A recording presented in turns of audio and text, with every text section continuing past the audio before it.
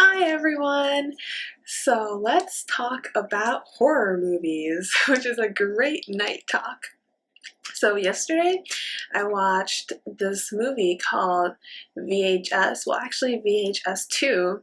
We didn't watch VHS 1, but we just kind of jumped into 2 because that's what happens on Netflix.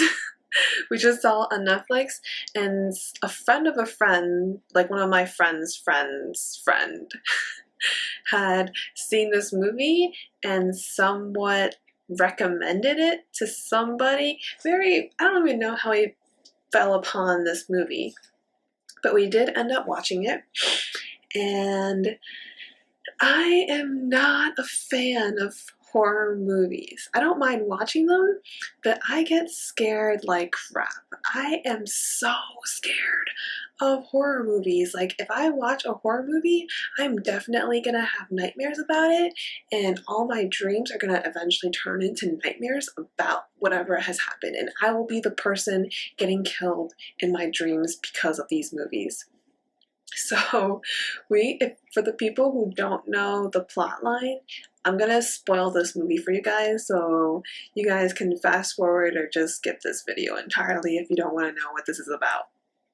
So, VHS, just as a general overview, is how this woman had apparently lost or could not find her son, who went off to college already.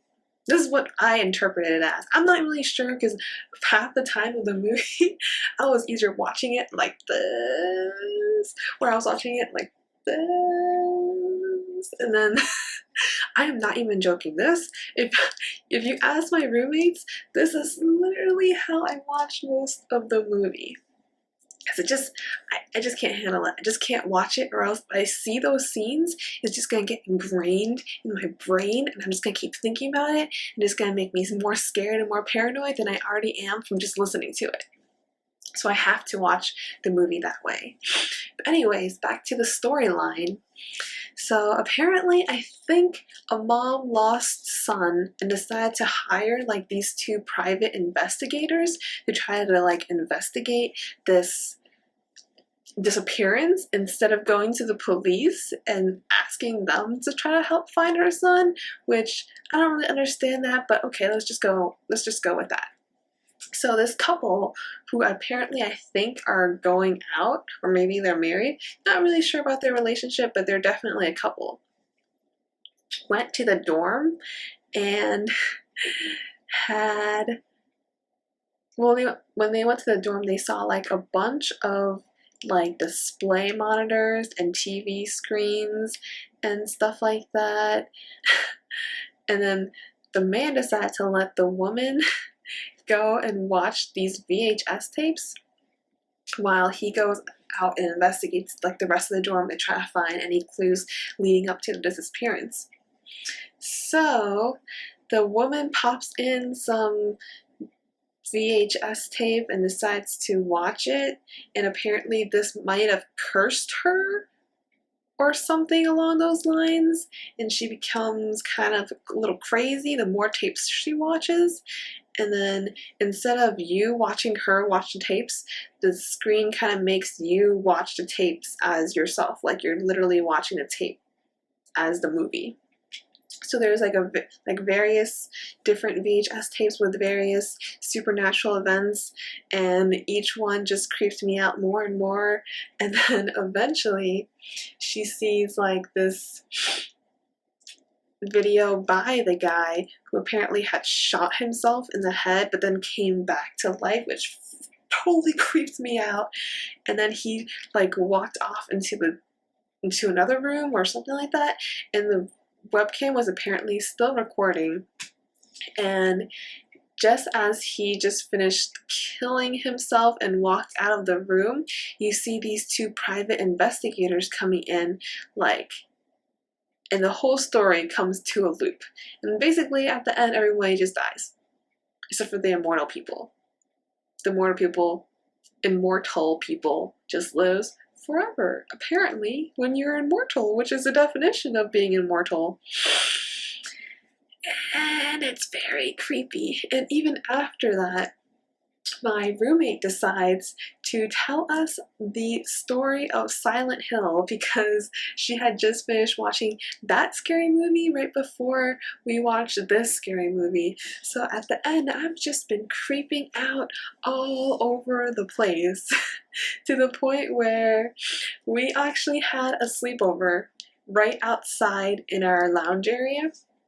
I just pulled out my mattress and just dragged it over there and just laid on the floor.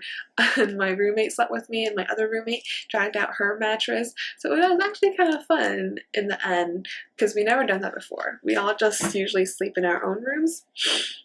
So, whoops, sorry. I just burped. My bad.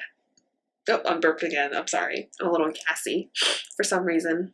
I guess that's what happens when I talk a lot and I intake a lot of stuff. So anyways, another reason why we kind of had that sleepover was because my room here smelled so much like weed. Like, obviously, I don't do any kind of drugs. I don't really drink, and I would never touch drugs at all. But it kind of made me like sick to my stomach because I think from like the vents over there and the bathroom right across from my room were just like this really strong weed smell was probably either coming from like the rooms above me or the rooms below me. I don't really know how the ventilation system works, but there was just this extremely strong like weed smell that was making my stomach like feel not so good, and then my insides feel like suffocating. I did have asthma before when I was a kid, but I don't really know if that has anything to do with anything, but just made me feel not so good inside. So then I was like, yeah, I can definitely not sleep in this room because I'm not gonna feel good because the smell smells like skunk. It smells really bad and it makes I don't know.